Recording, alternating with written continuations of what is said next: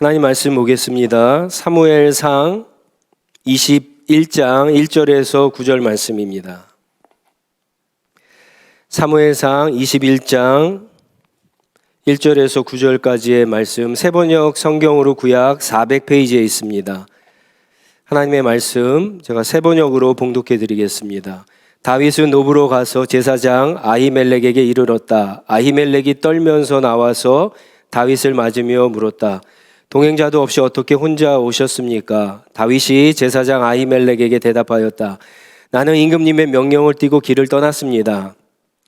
임금님이 나에게 임무를 맡기면서 부탁하시기를 나에게 맡기신 임무를 어느 누구에게도 알리지 말라고 하셨습니다. 그래서 부하들과는 약속된 곳에서 만나기로 하였습니다. 그런데 지금 제사장님이 혹시 무엇이든 가까이 가지신 것이 좀 없습니까? 빵 5덩이가 있으면 저에게 주십시오. 그렇게 안 되면 있는 대로라도 주십시오. 그러자 제사장이 다윗에게 말하였다. 지금 보통 빵은 내게 없고 있는 것은 거룩한 빵뿐입니다. 그 젊은이들이 여자만 가까이 하지 않았다면 줄 수가 있습니다. 다윗이 제사장에게 말하였다. 원정길에 오를 때에 늘 그렇게 하듯이 이번에도 우리는 2, 3일 전부터 여자와 가까이 하지 않았습니다. 비록 이번 출정이 보통의 사명을 띤 길이기는 하지만 제가 출정할 때 이미 부하들의 몸은 정결했습니다. 그러니 오늘쯤은 그들의 몸이 얼마나 더 정결하겠습니까? 제사장은 그에게 거룩한 빵을 주었다. 주님 앞에 차려놓은 빵 말고는 다른 빵이 달리 더 없었기 때문이다. 그 빵은 새로 만든 뜨거운 빵을 차려놓으면서 주님 앞에서 물려낸 것이었다. 그런데 바로 그날에 사울의 신하 가운데 한 사람이 그곳에 있었는데 그는 주님 앞에서 하여야 할 일이 있어서 거기에 머물러 있었다. 그의 이름은 도액인데 에돔 사람으로서 사울의 목자 가운데에서 우두머리였다. 다윗이 아히멜렉에게 또 한 가지를 물었다. 제사장은 지금 혹시 창이나 칼을 가지고 계신 것이 없습니까? 저는 임금님의 명령이 너무 급하여서 나의 칼이나 무기를 가져오지 못했습니다. 제사장이 대답하였다. 그대가 엘라 골짜기에서 쳐 죽인 블레셋 사람 골리앗의 칼을 보자기에 싸서 여기 에봇 뒤에 두었습니다. 여기에 이것 말고는 다른 칼이 없으니 이 칼을 가지고 싶으면 가지십시오. 다윗이 말하였다. 그만한 것이 어디에 또 있겠습니까? 그것을 나에게 주십시오. 아멘. 제1차 세계대전이 끝나고 프랑스는 1927년부터 1936년까지 약 10년에 걸쳐서 독일과 국경을 하고 있는 그 지역에 독일의 침략을 막기 위해서 수백 킬로에 걸쳐서 굉장히 튼튼한 요새를 만듭니다. 당시 프랑스의 국방부 장관이었던 앙드레 마지노의 요청으로 이 요새를 만들었다고 해서 이 요새의 이름을 마지노선이라고 그렇게 불렀습니다. 제2차 세계대전이 일어나고 독일은요, 이 마지노선을 뚫기가 어려워서 결국은 직접 프랑스를 침략하지 못하고 바로 옆에 있었던 이웃 벨기에를 먼저 침략을 합니다. 그래서 그 마지노선을 우회해서 프랑스를 침공하게 되는데, 그래서 이 마지노선은요, 최후의 방어선, 뚫리지 않는 방어선, 넘어설 수 없는 그런 방어선이란 의미로 오늘날에도 자주 사용되곤 합니다. 얼마 후면 6.25 전쟁이죠. 한국 전쟁이 일어난 지 72주년이 되는데 한국 전쟁 때에도 마지노선이 있었습니다. 여러분들 혹시 기억하실지 모르겠지만 우리 어르신 분들은 다 기억하시겠는데 낙동강 전선이 6.25 한국 전쟁의 마지노선이었습니다. 전쟁이 발발하자마자 3일 만에 서울이 북한군에게 넘어가고 계속해서 북한군이 남침을 하고 이제 부산밖에 남지 않았는데 마지막으로 대한민국과 유엔은 낙동강 전선을 마지노선으로 해서 마지막 방어를 하게 됩니다. 9월 1일부터 15일 동안 북한군은요, 이 낙동강 정선을 뚫기 위해서 총 공격을 하는데 실패를 하죠. 이 국군과 유엔이 이것을 지켜내게 됩니다. 그래서 이때부터 한국 전쟁의 전세가 역전이 되고, 우리가 잘 아는 것처럼 인천 상륙작전이 성공해서 국군과 유엔이 이제 북으로 올라가게 됩니다. 이 마지노선은 전쟁에서만 있는 게 아니죠. 우리의 인생에서도 마지노선이 있고요. 특별히 믿는 우리들에게 신앙에 있어서도 마지노선이 있습니다. 오늘 우리가 읽은 이 본문에 보면은요, 다윗에게서 우리가 꼭 기억해야 할 마지노선이 무엇인지를 발견하게 됩니다. 다윗은 마침내 도망자 신세가 됩니다. 망명 생활을 시작하죠. 그 망명 생활을 시작하는 가운데 첫 번째로 도망한 곳이 오늘 1절에 나와 있는 것처럼 노비라고 하는 지역으로, 도시로 도망을 가게 됩니다. 이 지역에는 하나님의 성소와 제사장 아히멜렉이 있었다라고 그렇게 이야기합니다. 제사장은 어느 날 갑자기 사울 왕의 사위이며 또 당시 블레셋으로부터 이스라엘을 구원한 전쟁 영웅 다윗이 부하도 없이 혼자서 찾아오는 것을 보고는 깜짝 놀랍니다. 그래서 어떤 일로 도대체 왔냐라고 그렇게 묻습니다. 다윗은 사울 왕의 어떤 비밀 임무를 수행 중이고, 그리고 자기의 부하들도 그 임무 때문에 모처에서 만나기로 했는데 혹시 먹을 것이 있냐라고 그렇게 거짓말을 하게 되죠. 제사장은 여기는 일반 사람들이 먹을 수 있는 빵은 없고 제사 때 쓰이고 남은 거룩한 빵이 조금 있는데 이 빵을 먹으려면 당신과 당신의 부하들이 정결 의식을 했는가를 물어봅니다. 다윗은 전쟁에 나갈 때 그렇듯이 자기 부하들과 자기는 정결 의식을 했다라고 그렇게 이야기하면서 이 빵을 얻어서 먹게 됩니다. 그리고는 또 계속해서 다윗은 거짓말을 합니다. 사울 왕의 명령이 급해서 내가 아무런 무기도 가지고 나오지 못했는데 혹시 창이나 칼이 있냐라고 그렇게 묻습니다. 사실 말이 안 되는 질문이죠. 오늘날로 얘기하면은 교회 와서 목사에게 혹시 전쟁터에 나갈 건데 싸우려고 하는데 교회에 칼이 있냐, 총이 있냐 묻는 것과 같은 겁니다. 제사장은 마침 예전에 다윗이 골리앗을 쓰러뜨리고 취했던 그 골리앗의 칼이 있다라고 그렇게 이야기를 합니다. 여러분 오늘 말씀 9절에 보면은요, 그 칼을 다윗이 뭐라고 하면서 취하는지 한번 잘 보시기 바랍니다. 9절에 보면 성경이 이렇게 이야기합니다. 이만한 것이 어디에 또 있겠습니까? 그것을 나에게 주십시오. 여러분 기억하세요? 다윗이 골리앗과 싸우러 나아갈 때, 그 어린 다윗이 나아갈 때 물맷돌을 가지고 나갔잖아요.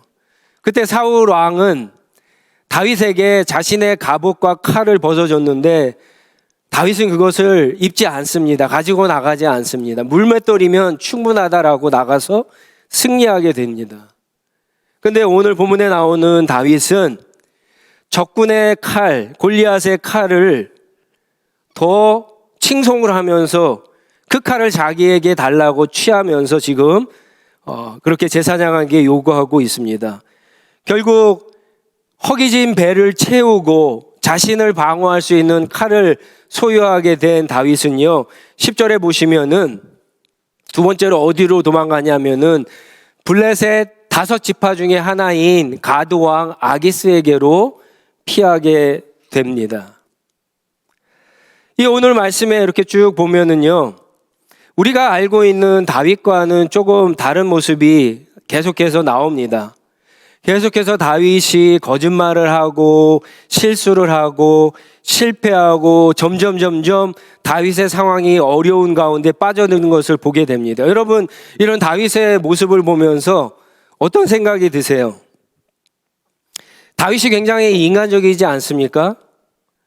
어떻게 보면은 다윗 그러면은 우리가 넘을 수 없는 그런 하나님의 마음에 합한 사람, 믿음의 사람인데 이런 다윗의 모습이 어느 정도 우리에게 위안이 되기도 합니다. 이 다윗의 모습을 보면서 우리가 첫 번째로 생각할 수 있는 것은 아무리 믿음이 좋은 사람이라고 할지라도 하나님과 사람 앞에서 실수하고 정직하지 못할 때가 있다라고 하는 겁니다. 여러분, 우리 가운데 실수를 안 하고 사는 사람이 어디 있겠어요? 그런데 실수도 실수 나름이에요.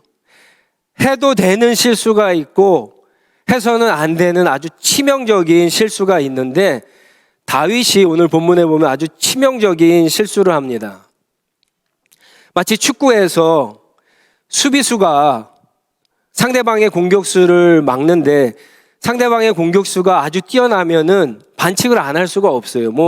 메시나 호날두 같은 사람들이 공격을 하면 반칙을 안 할 수가 없어요. 그런데 반칙을 하더라도 페널티 에어리어 밖에서 해야지 안에서 하면 그거는 치명적인 반칙, 치명적인 실수가 되는 것과 마찬가지죠.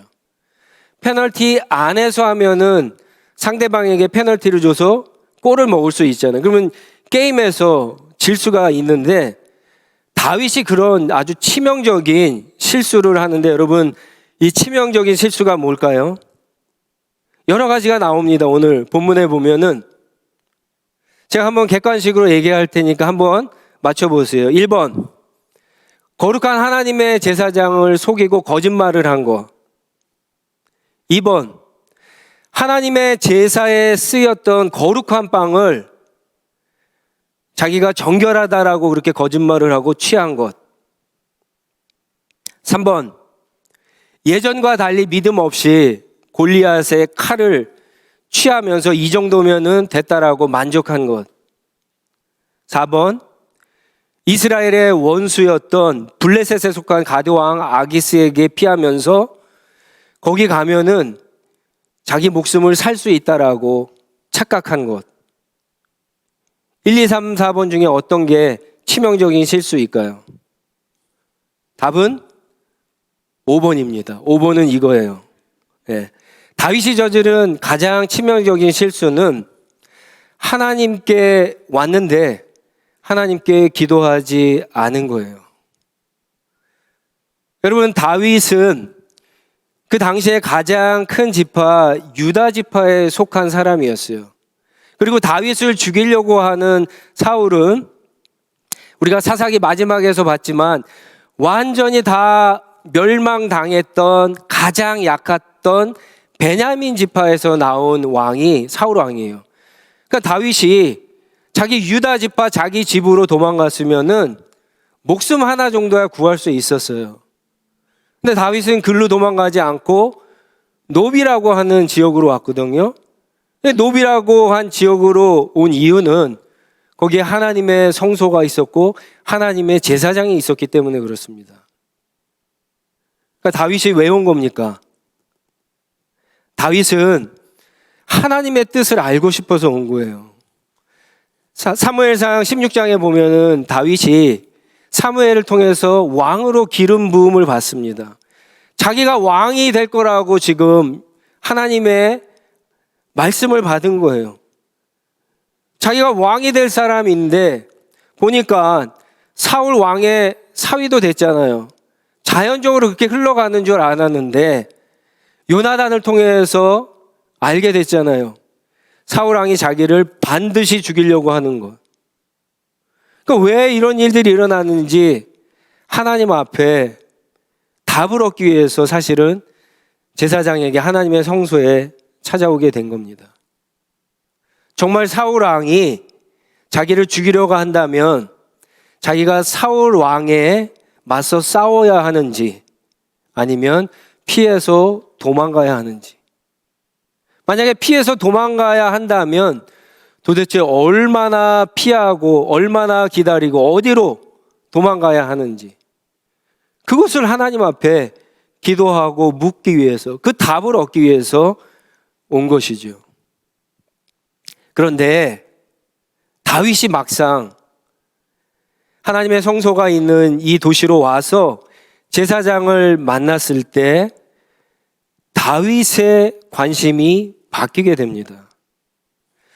하나님의 뜻을 알기 위해서 왔는데 다윗은 제사장을 만나자마자 자기가 지금 가지고 있는 현실적인 문제, 자기 눈앞에 지금 닥쳐 있는 배고픔의 문제, 자기 스스로를 최소한 지킬 수 있는 그런 안전의 문제를 먼저 해결하고 있는 모습을 보게 됩니다.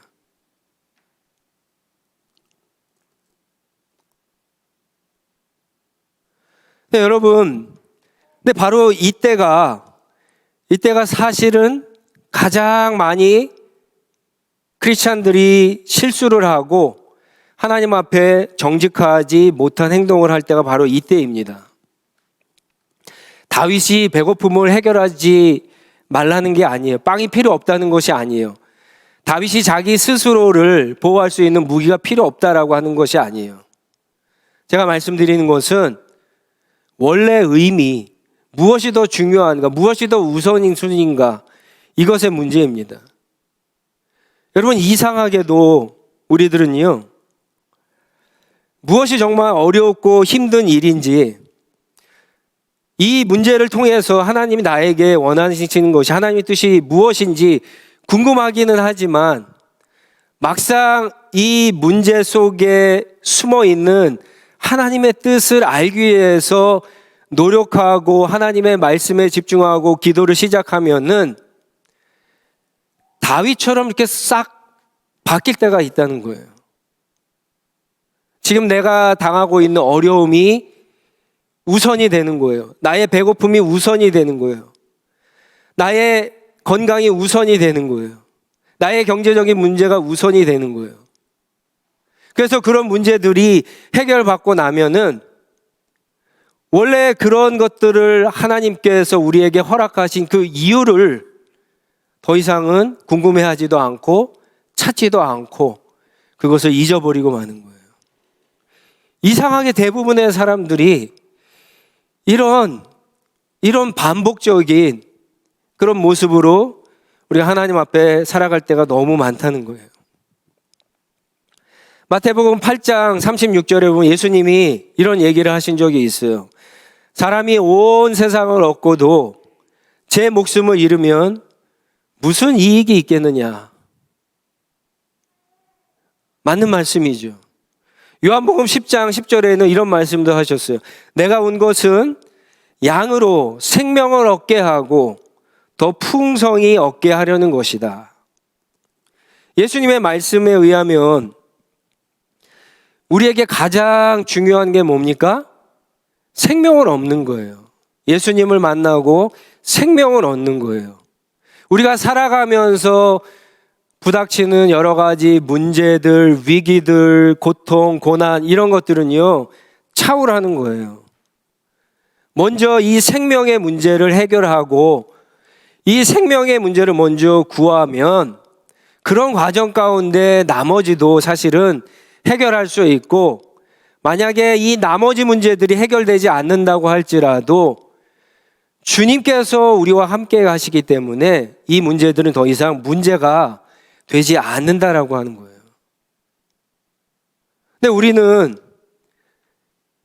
처음에는 우선순위가 뭔지 알고 시작했지만 기도하면 할수록 하나님의 말씀을 읽으면 읽을수록 시간이 오래 걸려서 그런지 모르겠지만 이것이 순서가 뒤바뀌는 거예요. 그래서 나의 현실적인 문제, 눈앞에 부닥친 이 문제만 해결되면은 정말 이 문제를 통해서 하나님이 우리에게 정말 깨닫기를 원하는 그 어떠한 진리, 하나님이 어떠한 분이라고 하는 사실을 까맣게 잊어버리고 관심을 갖게 하지 않게 만드는 그런 경우들이 너무나 많다는 거예요. 네, 여러분들 꼭 기억하시는 것은 이 우선순위가 바뀌어서는 안 됩니다. 우리에게 일어나는 모든 일들 가운데에는 하나님께서 그 모든 것들을 합력하여 선을 이루시는 귀한 뜻이 있잖아요. 하나님의 인도하심이 있잖아요. 그러면 그 일들 가운데 하나님의 뜻을 구하고 그 뜻을 아는 것이야말로 그 문제를 해결하는 근본적인 방법이 된다라고 하는 거예요.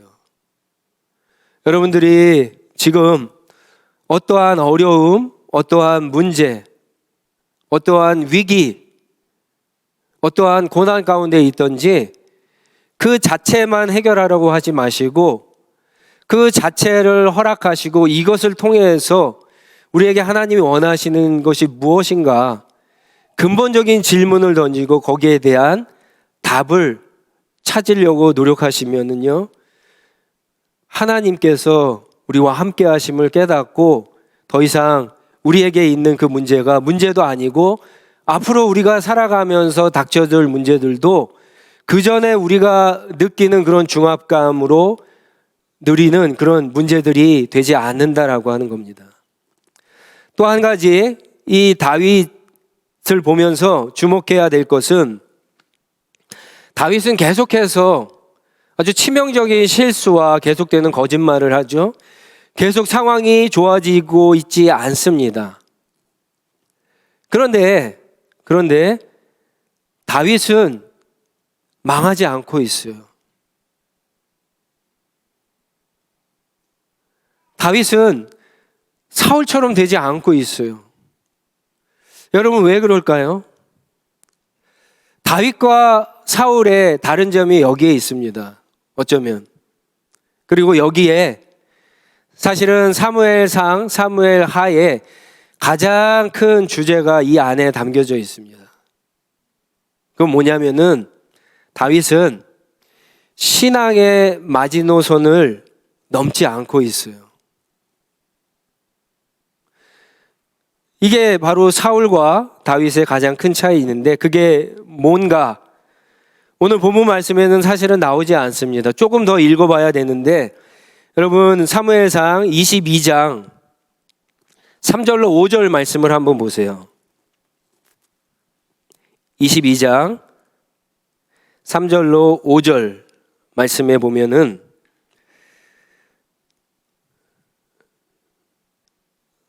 한번 성경책을 펴시고 제가 성경을 한번 읽어보겠습니다. 다윗은 거기에서 모압의 미스바로 가서 모압 왕에게 간청하였다. 내가 해야 할 일이 무엇인가를 하나님이 나에게 알려주실 때까지 나의 부모가 이곳에서 들어와 임금님과 함께 머물도록 허락하여 주시기를 바랍니다. 그리하여 다윗은 자기의 부모를 모압 왕에게 부탁하였다. 다윗이 산성에 머물러 있는 동안에 다윗의 부모는 모압 왕과 함께 살았다. 그때에 가지라는 예언자가 다윗에게 그 산성에 머물러 있지 말고 어서 유다 땅으로 들어가라고 재촉하였다. 그래서 다윗은 그곳을 떠나 헤렛 숲으로 들어갔다. 여러분 다윗이 계속해서 실수를 합니다. 그래서 결국은 어디까지 가냐면 두 번째로 피한 곳이 가드 왕이에요. 거기에 갔다가 사실은 사울 왕의 어떤 군사력이 미치지 않는 지역이라서 거기에 가면은 목숨을 부지할 줄 알았는데 판단 착오였죠. 가드 왕의 신하들이 다윗을 알아보고 우리의 원수라고 죽여야 된다라고 그렇게 이야기합니다. 그래서 다윗이 체면불고하고 미친 사람 흉내를 내죠. 그래서 모면을 합니다. 그래서 세 번째로 피한 곳이 22장 1절에 보면 아둘람 굴이라고 하는 곳이에요. 거기에 갔는데 이제 소식을 들은 부모 형제들이 모여들죠. 그리고 거기에서 다윗과 똑같은 처지에 있는 사람들을 만나게 됩니다. 그리고는 네 번째로 도망간 곳이 어디냐? 모압 땅이에요. 역시 이스라엘 지역이 아닙니다. 블레셋에 갔다 한 번 당했는데 또 모압 땅으로 갑니다. 나름 이유가 있어요. 다윗이 피한 이유가. 왜 그랬을까요? 다윗이? 여러분 다윗의 증조 할머니가 누굽니까? 모압 출신의 룻이었잖아요. 그러니까 한쪽에 핏줄이 모압에 있었어요. 그러니까 모압 땅에 가면 딸은 사울 왕의 군사력이 미치지 않는 그 모압 땅, 자기 증조 할머니의 나라에 가면은 어느 정도 안전할 수 있다라고 생각을 한 거죠. 근데 여러분, 더 중요한 것은 뭐냐? 거기에 갔는데 다윗의 관심이 어디에 있는가 한번 보세요.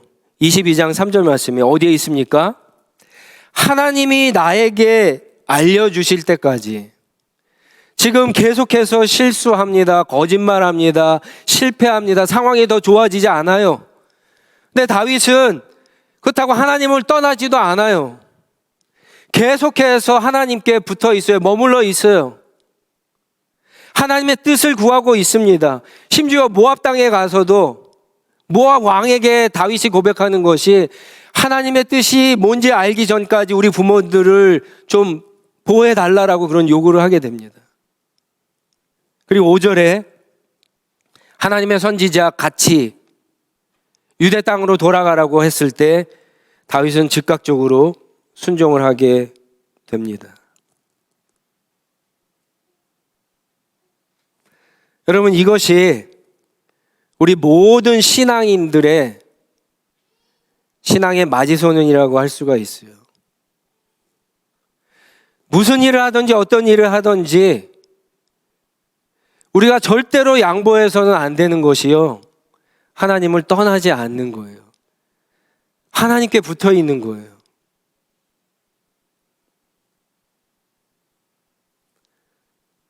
실수할 수 있어요. 뭐 실수 없이 살아가는 사람 없잖아요. 아무리 탁월한 사람, 아무리 믿음이 좋은 사람도 실수해요. 다윗과 같은 사람도 아주 치명적인 실수를 합니다. 자기 스스로가 더 상황을 악하게 만들 수 있어요. 그럼에도 다시 다윗이 하나님의 약속처럼 나중에 왕의 자리까지 갈 수 있었던 것은 하나님을 버리지 않고 하나님을 떠나지 않았기 때문에 그럽니다. 그는 여전히 하나님을 신뢰하지 못하고, 그는 여전히 불신앙이 있었고, 그의 믿음은 여전히 완벽하지는 않지만, 그래서 거짓말도 하고, 그래서 실수도 하고, 아주 치명적인 실수도 하지만, 그럼에도 계속해서 하나님을 떠나지 않고 하나님의 뜻이 무엇인가 계속해서 하나님께 그것을 구하고 있다는 거예요. 여러분, 아무것도 아닌 것 같죠? 아무것도 아닌 것 같죠? 교회 이렇게 주일날 한번 나오는 것과 나오지 않는 것 아무런 차이가 없는 것 같죠? 근데 여러분, 이게 어쩌면 사울과 다윗의 차이예요. 이게 어쩌면 정말 신앙의 큰 디퍼런스를 만드는 차이가 바로 여기에 있는 겁니다. 여러분, 어떻게 보면 저와 여러분들의 인생은 이 세상에서 쫓겨다니는 인생이에요. 다윗 왕이 사울에게 쫓겨서 목숨을 부지하려고, 좀 살아보려고, 왕이 돼보려고 쫓겨다니는 인생이에요. 우리도 그렇지 않습니까? 좀 편하게 살아보려고, 조금 잘 살아보려고, 그래도 조금 행복하게 살려고 늘 무언가에게 쫓겨다니는 인생 아닙니까? 우리 모두에게는 사울 왕과 같이 우리를 쫓아오는 그런 어떤 존재들이 있어요. 어떤 사람이 그게 경제적인 것일 수 있어요. 어떤 사람이 그게 건강일 수 있어요. 어떤 사람은 그게 가정의 문제가 될 수도 있어요. 어떤 사람은 자녀의 문제가 될 수도 있습니다. 우리는 늘 무엇인가가 쫓긴다고요.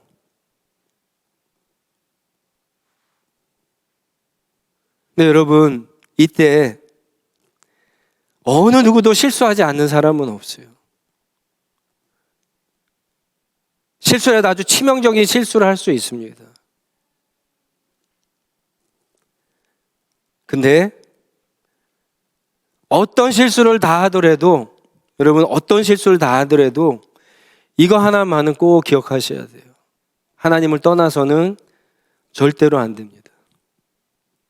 하나님께 꼭 붙어 있어야 돼요. 예전에는 매일 기도했는데 지금 내가 너무나 힘들고 어렵고 그러면 매일 기도하지 못할 수 있어요.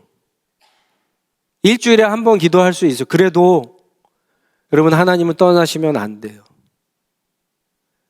매일 성경을 그래도 10분이라도 읽고 큐티했는데 정말 삶이 너무 힘들고 죽을 위기에 내가 그런 것들을 느끼고 있다면 그렇지 못할 수 있어요. 그럼 주일날이라도 여러분 하나님 앞에 나오는 거 잊어먹지 않고 하나님 앞에 나오셔야 돼요. 거기서부터 사실은 신앙의 차이가 나타나는 겁니다. 여러분, 조금 더 솔직하게 이야기해 볼까요?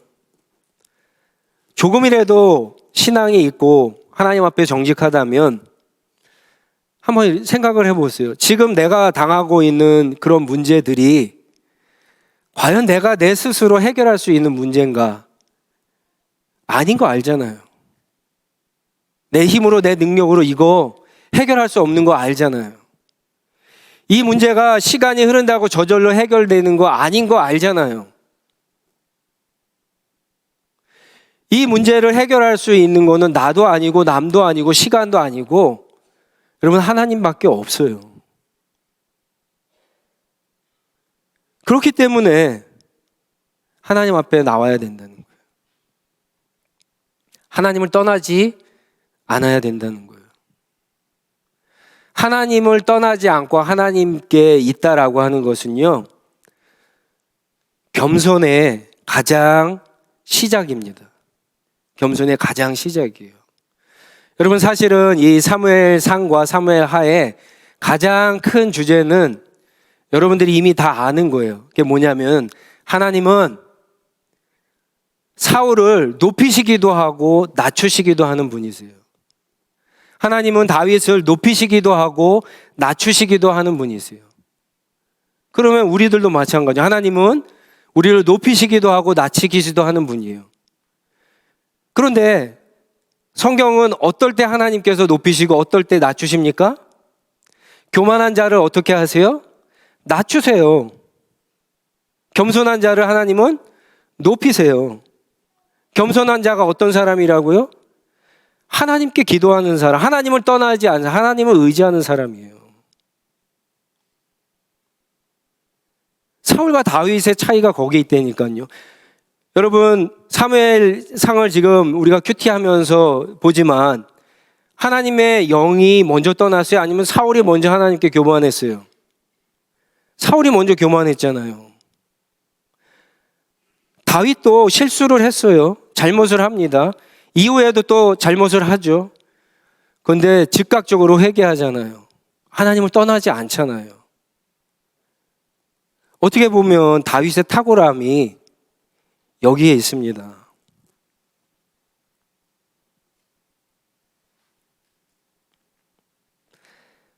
하나님을 신뢰하고 하나님을 떠나지 말고 하나님을 가장 의지하시기를 바랍니다.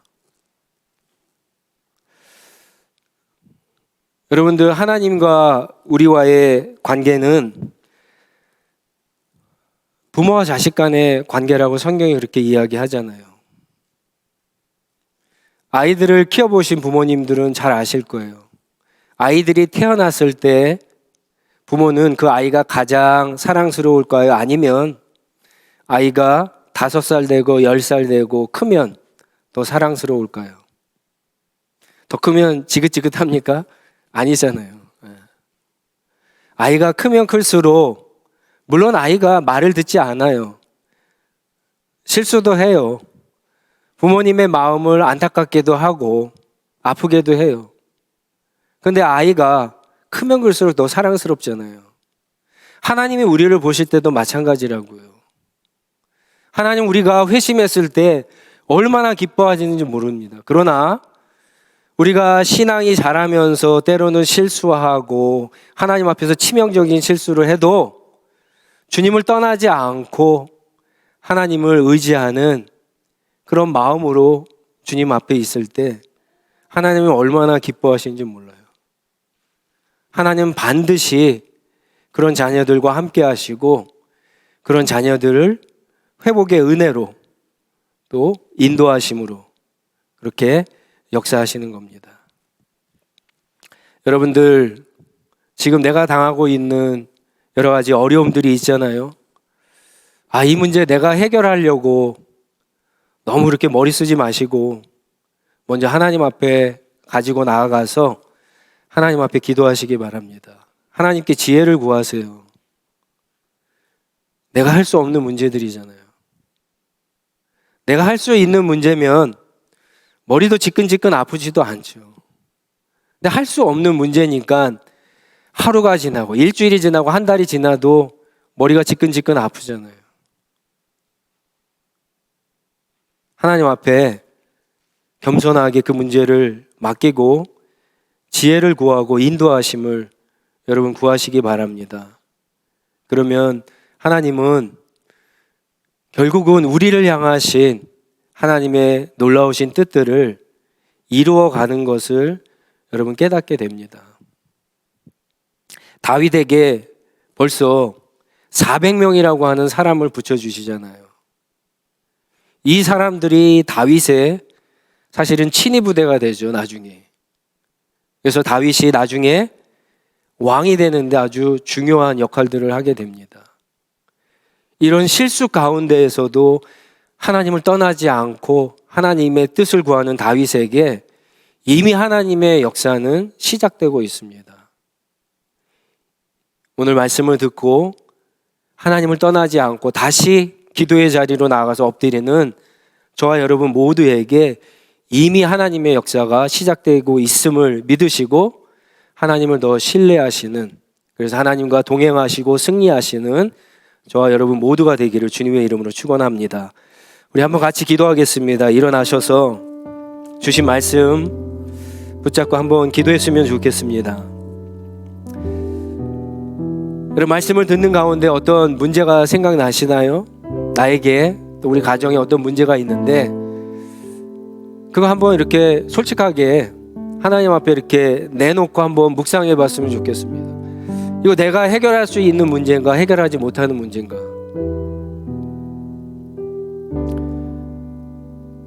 정직하게 얘기하면 해결할 수 없는 문제일 거예요. 그러면 하나님 앞에 기도하시기 바랍니다. 하나님을 인정하시고 하나님을 신뢰하세요. 그게 하나님 앞에 겸손한 믿음의 시작입니다. 그게 우리의 앞으로의 삶, 디퍼런스를 만듭니다. 그런 사람들과 하나님이 함께 하시고 하나님께서 도와주시고 회복의 은혜를 부어주십니다. 다시 한번 우리가 하나님과 멀리 떨어져 있다면 오늘 말씀을 통해서 다시 우리를 불러주시는 하나님의 음성을 듣고 하나님께 가까이 가고 그 은혜들을 누리게 해달라고 한번 같이 기도하며 나아가도록 하겠습니다. 기도하겠습니다.